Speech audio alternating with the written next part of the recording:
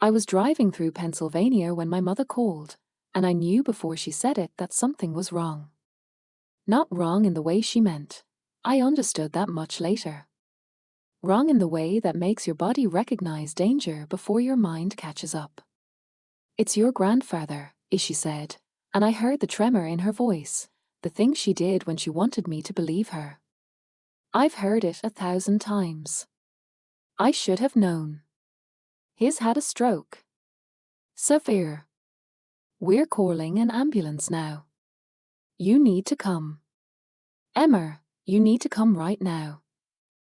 I was 2 hours outside of Chicago. The presentation, the Midwest portfolio expansion, the thing I'd spent for months building, was scheduled for 3 p.m. 30 million in institutional capital. 3 years of relationship building. Gone.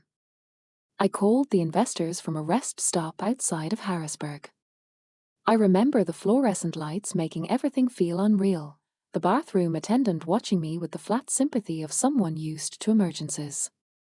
My hands were shaking so badly I could barely hold the phone. "My grandfather is ill," I told Martin Berkshire. "I'm sorry. I can't." He said something generous about rescheduling. I didn't hear it. By then I was already running toward my car, already texting my assistant to cancel the hotel, already moving through the world like a woman in free fall. Grandfathers have strokes. Grandfathers die. Grandfathers are the only person in my family who has ever looked at me and actually seen me, and he was 78 years old and he was in an ambulance in suburban Pennsylvania. The drive felt infinite. I took every surface street I could find, convinced that highways would somehow delay me further, as if speed could be increased through sheer will. I called my father. He didn't answer. I called my mother again. She'd hung up by then, she said, because she needed to focus on the medical situation.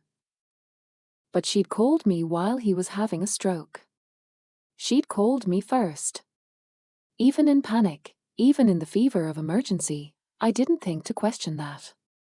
I arrived at Grandpa Henry's house in Gladwine at 5:47 p.m., according to the timestamp on the photo I later took without meaning to, my car pulling into his driveway, the Victorian mansion I've known my entire life suddenly rendering in sharp focus as the most important place on earth.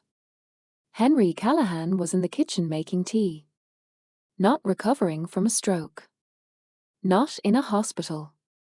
Not unconscious or paralyzed or fighting for his life. He was standing at his Gaggenau stove in a cashmere sweater and reading glasses, examining a tin of Darjeeling with the concentration of a man who had literally nothing wrong with him. "Oh good, you're here," he said, glancing up.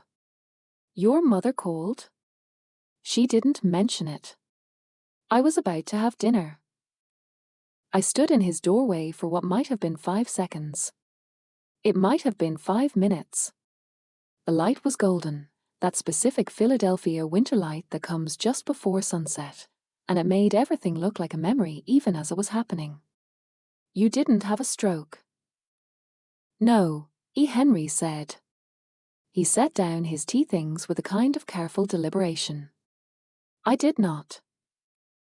The words were simple, but they contained a universe. I felt the first heat of it then, the beginning of something I would later recognize as the end of my relationship with my parents. Not the sudden severance people talk about, but the first tremor before the quake, the moment the ground starts to move beneath your feet and you realize, with perfect clarity, that you are standing on something that was never solid at all. "Your mother told me you were too busy to visit," Henry continued. He was looking at me now with an expression I couldn't read. "That you were consumed with work. That you'd chosen your career over your family." She said it with such certainty. "Emma. She said you'd become hard." I walked into the kitchen because I wasn't sure my legs would keep me upright if I remained standing in the doorway. I sat at his counter, the granite counter I've sat at since childhood, where I did homework and where Grandpa taught me to recognize the difference between good champagne and excellent champagne. Between leadership and mere authority. "They lied," I said. Not a question. They lied, A. Henry confirmed. He pushed a mug toward me. Your mother fabricated a medical emergency. Your father corroborated it. They're currently in Cabo San Lucas. I saw the photos on Linder's Instagram approximately 90 seconds after speaking with you. The rage came then, sudden, blinding, white-hot, but I didn't move. I've spent my entire adult life learning not to move. Not to let my face show the things happening inside me. Not to give anyone the satisfaction of seeing me break. This skill, which I'd always thought of as virtue, suddenly looked like something else entirely. Like preparation. Like muscle memory for this exact moment. Why? I asked. Why would they do that? Henry poured tea with a steadiness that made me realize he'd had hours to process this, hours to sit with it while I was driving 130 miles an hour through Pennsylvania.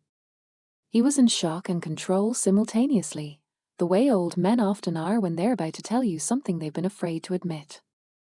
Because, he said slowly, I think they're afraid of what you'll discover if you're paying attention. What I discovered first was the safe.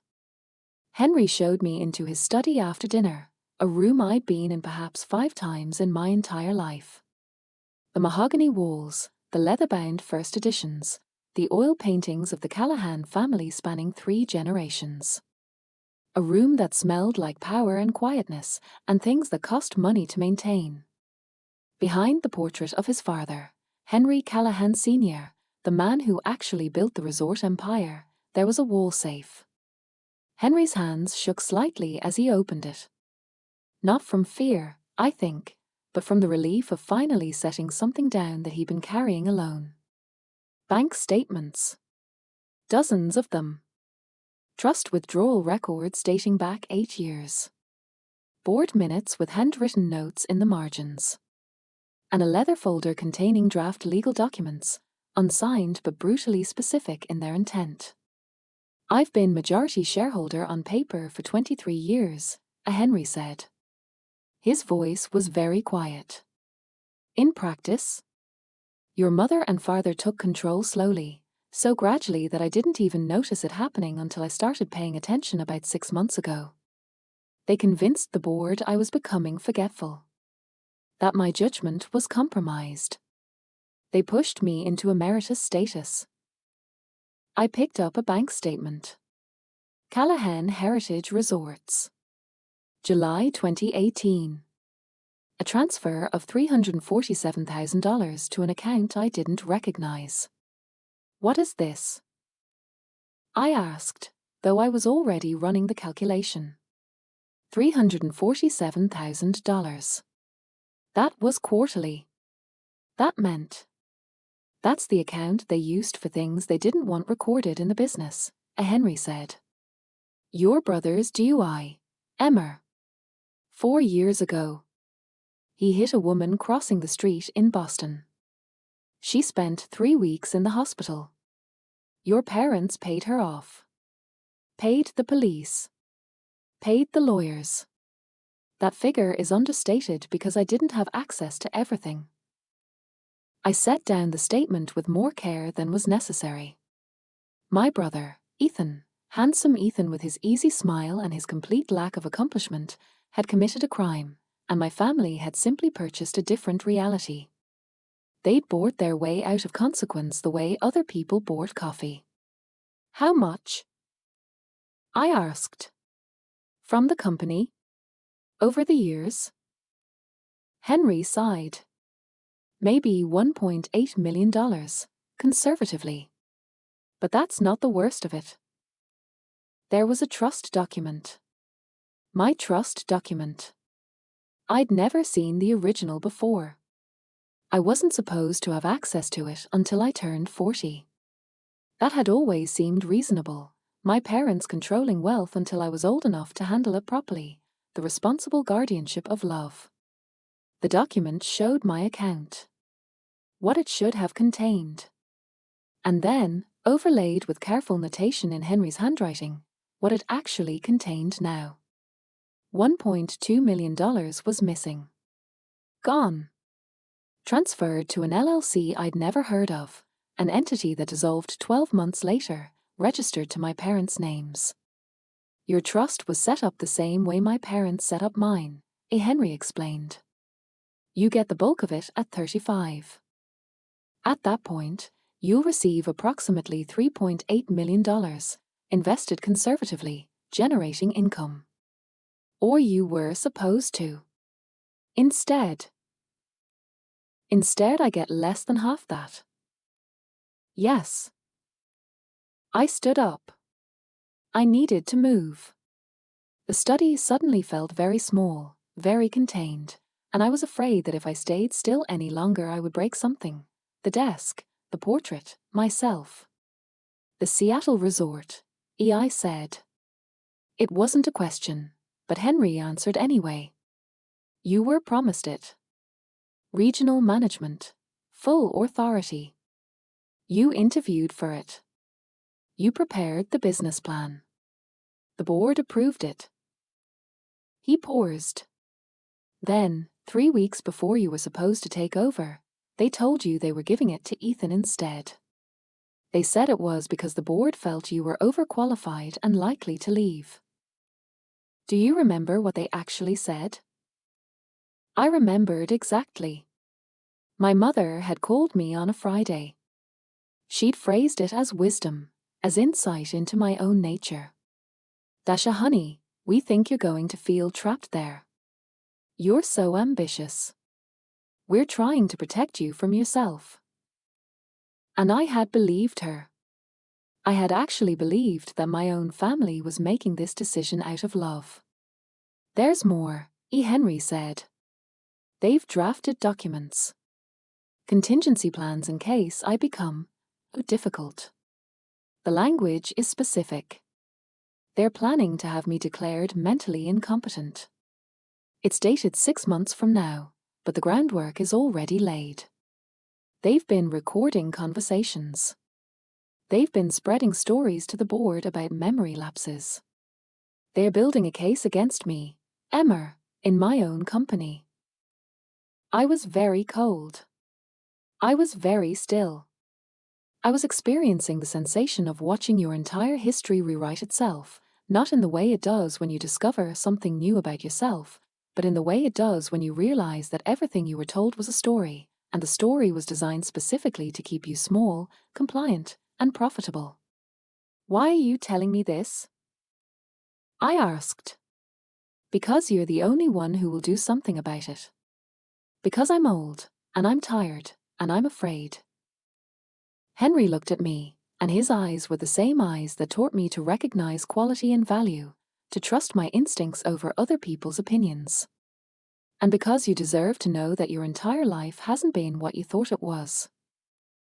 I called my cousin Laura the next morning. Laura Mitchell is a corporate attorney in New York, the kind of brilliant that makes people instinctively uncomfortable. She has the ability to listen to the most convoluted explanation and immediately identify the precise architecture of fraud beneath it.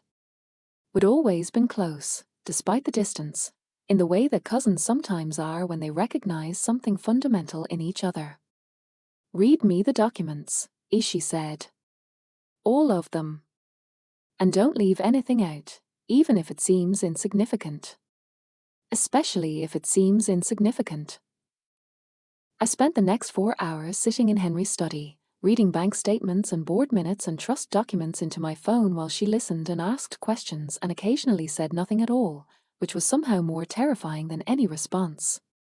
When I finished, there was a long silence. This is systematic, Laura said finally. This isn't sloppy financial mismanagement. This is conspiracy. Breach of fiduciary duty, tax evasion, fraud, embezzlement. The documentation alone is going to make a prosecutor's career. Has your grandfather reported this? No. Has anyone but Henry and you seen these documents? The people who created them, EI said. My parents. Ethan. And whoever they had drafted the legal declarations. Don't tell anyone, Alora said, and I could hear the lawyer coming into her voice, the part of her that treats information like weapons. Not your parents. Not your brother. Not the board. Not your colleagues. No one. You and Henry need to bring this to an attorney, not me. I can't represent family in something this complicated. There are ethical issues, but someone very good, very discreet, very hungry. Can you do that? Yes, EI said. And Emmer? Don't move fast. Don't confront anyone. Don't give them time to destroy the evidence or run. Build your case. Make it airtight. Make it so complete that they have no choice but to accept whatever consequences come. I understood what she was really saying. Patience is your weapon now. Anger would only slow you down. What I did in the weeks that followed was the most strategic work I'd ever performed. I hired David Chen, a white-collar crime attorney from Boston who had the bearing of a man who'd spent his career bringing down people much more powerful than my parents. He moved quietly, setting up a separate legal entity to represent my interests, establishing attorney-client privilege so comprehensive that my parents would need a court order they didn't know they needed to breach it. I discovered that the FBI was already investigating the DUI cover-up. There had been a tip from an anonymous source, possibly Margaret Lewis, the woman who has worked for our family for 25 years and who, it turned out, had watched this entire betrayal unfold from a servant's staircase. I documented everything. I created timelines. I cross-referenced signatures on forged documents. I found the consulting company that had billed $400,000 for services that didn't exist. I traced yacht club memberships and luxury real estate and all the beautiful, specific ways that money had flowed away from me like water through a broken dam. And I waited. During this time, my parents attempted to remove me from systems. They were subtle about it. I found I no longer had access to certain board materials, that my name had been removed from an employee communication list, that a Sedona property that had belonged to my grandmother's estate and passed to me was suddenly in foreclosure proceedings I hadn't authorized. The media started running stories. Callahan Heritage Resorts was entering a new era of innovation under Ethan Callahan's leadership. The company newsletter featured photos of my brother at resort openings, cutting ribbons, smiling that easy smile that had always made him seem harmless. The new generation dash, the caption read, "Not. A man with no meaningful experience is being positioned to inherit an empire his sister built." I didn't correct the record. I didn't defend myself. I kept building. Henry seemed to age in this period, not physically, though the heart issues he'd mentioned manifested as a slight breathlessness, a need to sit more often, but in some internal way. He had been living with this knowledge alone for months, and the relief of finally telling someone was competing with the reality of what it all meant. "They're my children," he said to me once. We were in his library again, and he was looking at a photograph of my mother and father on their wedding day. My mother looked luminous, happy, like a person who had no idea what she was about to become. I loved them. I thought I raised them right. How did we get here? I didn't know how to answer him. I'm not sure anyone does. We tell ourselves stories about where people go wrong, but usually the truth is more mundane than that. No single moment of corruption, just a gradual erosion of conscience, a series of small compromises that eventually calcify into something unrecognizable. It doesn't matter, I told him. What matters is what we do now. Henry transferred his medical proxy to me. He transferred his financial power of attorney to me. He signed documents that made me the architect of what came next. And then we waited for the right moment. It came on a Thursday in March, during the quarterly board meeting at our Boston corporate headquarters. I remember the morning with unusual clarity, the specific way the light came through the windows of the office I was technically not supposed to be in anymore, the weight of the folder containing documents that would change everything, the peculiar calm that settles over you when you're about to do something irreversible. David Chen and I went over the presentation one final time. The timeline was perfect, he said. We had everything we needed. The board members had been subtly prepared by attorney-directed inquiries about company accounting practices. The FBI agent who'd been investigating the DUI cover-up was on standby in the building. Don't get emotional, David said. And then, seeing my expression, I know you won't. But tell me anyway. For my own peace of mind. I'm not emotional, I said. I'm angry. There's a difference. Henry arrived at 9:15, moving more slowly than he used to, but with a purpose in his posture that made him look powerful. He carried an envelope containing a document that would transfer his controlling shares to me, contingent on the board's unanimous agreement, contingent on the investigation, contingent on his mental competence being established beyond doubt. The board meeting began at 9:30. My parents were there. Ethan was there. There were 8 other board members, all of whom had been with Callahan Heritage for years, all of whom I'd never felt comfortable with because they had always seemed to belong to a version of the family that didn't include me. The CFO began the presentation. Standard quarterly reporting. Profits, losses, expansion plans. Everything was proceeding smoothly. Everything was exactly as scripted when I stood up. I remember my mother's expression. That flicker of something, recognition of threat, perhaps, or merely surprise that I would dare to move. I have new business, I said. My voice was very steady. Before we conclude, I need to present information to the board. My father started to object. My mother put her hand on his arm. Ethan looked confused. I began to lay it out. I laid it out the way a prosecutor lays out a case, with documentation and precision and the kind of methodical detail that leaves no room for reasonable doubt. The missing trust funds. The company money used for personal purposes and fraud cover-ups. The forged board minutes. The draft declarations of incompetence. I presented each document. I narrated each transfer. I explained the architecture of theft so specifically that I could watch understanding move across the room like a wave, the moment each board member realized that what they were hearing wasn't financial disagreement but systematic crime. My mother didn't move. My father's face went white. Ethan opened his mouth and closed it again, like a fish realizing it's no longer in water. When I finished, there was silence. The kind of silence that fills a room when everyone in it has just watched the foundations of something stable become rubble. Then Henry stood. And he pulled out the envelope. I have transferred my controlling shares to my granddaughter, Emma Callahan, he said. His voice didn't shake. Effective immediately, Linda, Robert, and Ethan Callahan are removed from all operational authority. I am providing the board with copies of these legal documents.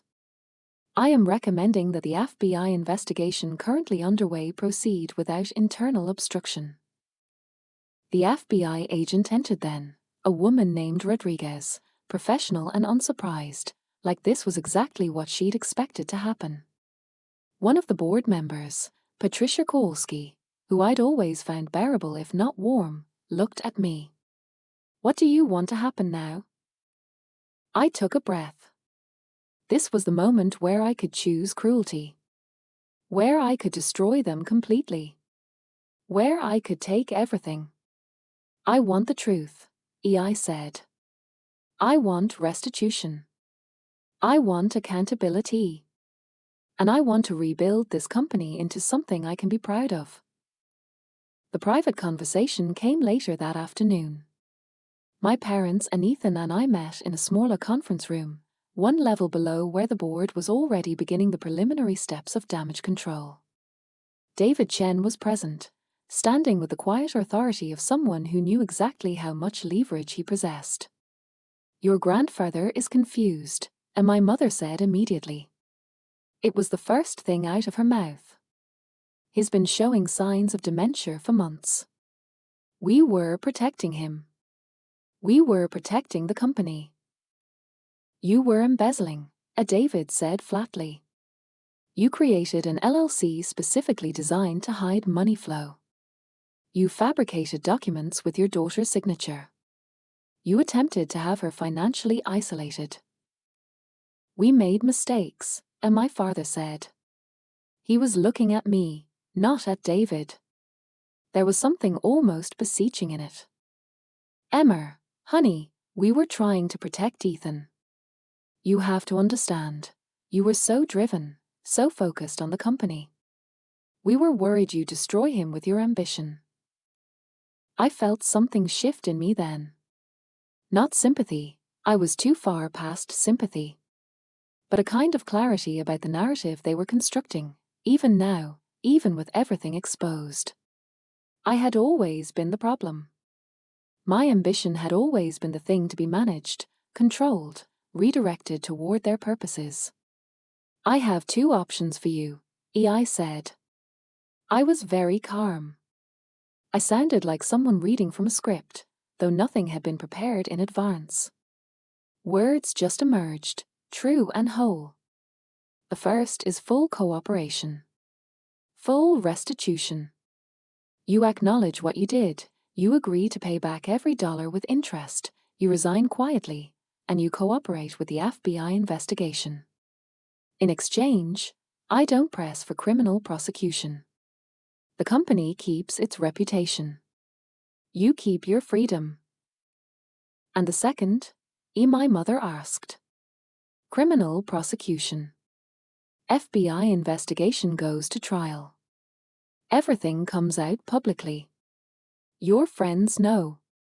The country club knows. The society pages know. Your carefully constructed life becomes a matter of public record. Ethan spoke for the first time.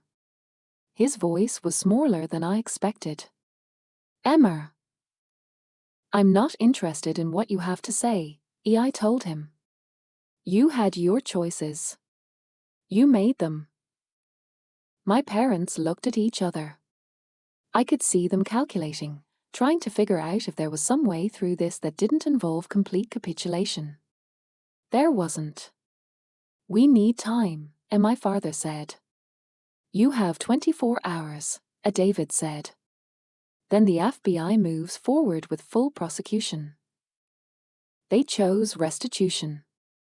The agreement took weeks to finalize, but the principles were established that day. $3.2 million in combined payments, plus interest, distributed across a timeline that would bankrupt them in any meaningful sense. Forfeiture of all company holdings. Resignation from the board and all company positions. Agreement to cooperate with federal investigation. It was not justice in the sense that justice makes people feel better. But it was justice in the sense that it required them to pay for what they had taken, and that has to count for something. I spent the next year rebuilding. I started with the employees. I called an all-hands meeting, and I stood in front of 700 people, everyone from desk staff to regional managers to the housekeeping teams that had held this company together while my family was busy destroying each other, and I told them the truth. I told them what had been happening. I told them about the fraud, the embezzlement, the systematic deception. I told them that I was sorry they had to work in an environment where that was happening above them.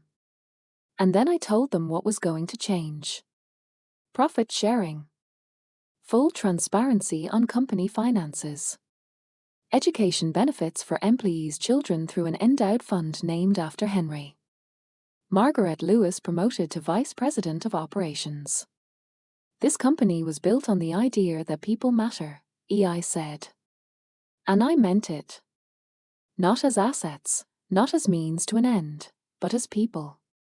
We're going to go back to that. We're going to rebuild that. We're going to be the kind of company that I can look at and feel good about. The office reacted with the kind of quiet respect that comes from understanding you're being addressed by someone who actually means what they're saying. I took the old family portraits down from the walls. The stern ancestors, the stern fathers, the stern men who had built this empire on the backs of other people's labor. I replaced them with photographs of employees, real people, the housekeepers and the chefs and the event coordinators and the front desk staff who actually kept the Callahan Heritage Resorts running. I restructured the board. I brought in women, people of color, people from outside the hospitality industry who could see things with new eyes. People who owed me nothing and therefore wouldn't be beholden to family loyalty over ethics. By the end of the first year, profits were up 23%. By the end of the second year, we'd won Hospitality Leader of the Year. By the end of the third year, Callahan Heritage Resorts was being held up as a case study in corporate rehabilitation. The media loved it. The granddaughter who saved the family business, Emma Callahan, from betrayal to triumph. I gave one interview, the year after everything happened, and I was very careful with my words. I talked about systems, about accountability, about the importance of governance structures that prevent abuse. I didn't talk about my family. There wasn't anything I could say about them that wouldn't sound either cruel or forgiving, and I wasn't interested in either. Henry died in his sleep on a cold January morning, 2 years after that terrible Friday when my mother called about his stroke. He had another year with me, not in the way I would have wanted, not the way I would have chosen if I'd had any say in it, but a year where he got to see what we were building. A year where he got to understand that his loyalty to me hadn't been misplaced, even when the world made him doubt it. I was there when it happened. I'd been staying with him, partly because of the heart condition, partly because I needed to be close to the one person in my family who had ever seen me as I actually was rather than as a tool to be used. I held his hand, and I told him what had become clear to me in the years since that first terrible discovery, that he had given me the greatest gift possible, which was to show me that love doesn't mean staying small, doesn't mean accepting betrayal in the name of loyalty, doesn't mean choosing people over principle. He died knowing that. I think that mattered. My brother sent me a letter 6 months later. I didn't open it immediately. It sat on my desk for a week before I had the courage to read it. Ethan had never written to me before, would never been the kind of siblings who wrote letters, and there was something presumptuous about it, something that felt like an attempt to rewrite the story without asking my permission. But I opened it eventually. The letter was handwritten, which surprised me. Ethan had always been more of a text person, all brevity and emojis. This was careful, deliberate. He'd taken time with it. He wrote about responsibility, about the ways he'd always known, somewhere inside himself, that his position in the company was unearned. About the moment, during that board meeting, when he understood that his entire adult life had been built on a lie, on my sacrifice, on my parents' willingness to destroy me to protect him. He wrote about treatment. He was in therapy, had been in therapy for months, and about the slow process of understanding why he'd let them do this, why he'd accepted advantages he knew were wrong, why he hadn't spoken up. He wrote about trying to make amends, though he acknowledged that he might not deserve forgiveness, that the point wasn't whether I forgave him but whether he could forgive himself. And then he wrote something that stopped me cold. Dashi, you were always the brave one. I only pretended to be brave. You actually were. I folded the letter and put it away. I didn't respond to it. Not because I was angry anymore. The anger had transformed into something else years ago, had become part of the foundation of what I'd built, but because some bridges are meant to stay crossed. Some relationships end not with forgiveness, but with the quiet acknowledgement that they were never what we pretended they were. I later heard that Ethan had left New York, had moved to Denver, had taken a job at a nonprofit that helped at-risk youth. I was glad for that. Not because it absolved him of anything, but because it seemed like he was at least trying to build something that wasn't a lie. What I understand now, in the clarity that only comes with distance and time, is that the worst part of the betrayal wasn't the money, wasn't even the stolen opportunities. It was the years I spent doubting myself, internalizing their narrative about who I was and what I was capable of. I had spent my entire adult life feeling like I was too much, too ambitious, too driven, too cold, too willing to prioritize work over people. I had internalized that as a character flaw rather than understanding it as the thing that kept me alive, kept me functional, kept me from completely dissolving under the weight of being systematically minimized by the people who were supposed to love me. They had wanted me to be small. They had wanted me to be grateful for crumbs. They had wanted me to believe that my worth was measured in how much I was willing to sacrifice, how much I was willing to bend myself into shapes that served their purposes. What they hadn't counted on was that I had never actually been asking for their approval. I stand in the main lobby of the flagship Boston location now, Henry's Pride, the location that made the Callahan name synonymous with excellence, and I look at the wall where we've hung portraits of the founding committee. Not my grandfather, not my parents. The real founders, Margaret Lewis, the housekeeper who believed in this company even when the people running it didn't. David Chen, the attorney who taught me that strategy and patience were the real powers. Laura Mitchell, who believed in me when I still had doubts. And my staff, the housekeeping supervisor who came up through the ranks, the chef who has 10 years of vision for what this company could be, the event coordinator who runs 3 properties and mothers 40 people, the security guard who has protected these buildings and the people in them with a dedication that exceeds any paycheck. These are the people who matter. These are the people I built this with. The company is thriving. The profits are strong. The employees are protected. The board is ethical. I'm not alone anymore. I have a structure around me, people I trust, systems I've created myself rather than simply inherited. But the real victory wasn't any of that. The real victory was understanding, on that terrible Friday when my mother's carefully constructed life fell apart, that my worth had never depended on my family's recognition of it. That strength doesn't come from being believed in by others. It comes from believing in yourself even when the world tells you not to. That the difference between forgiveness and access is the difference between being a person with integrity and being a person willing to make compromises for the sake of peace. I chose access to the truth. I chose to hold people accountable, including my own family. I chose to build something that wasn't corrupted by the expectation that I would be grateful for whatever scraps they gave me. And in that choice, I finally became the person they always feared I was. Not cold. Not hard. Not unfeminine or overambitious or any of the words they used to diminish me. Just clear. Just honest. Just someone who understood, finally, that power isn't something you're given by your family. It's something you claim by refusing to be remade in their image. That was the real triumph, not the company, not the vindication, but the moment I stopped needing them to believe in me and started believing in myself instead. That quiet, resolute moment has carried me further than any inheritance ever could.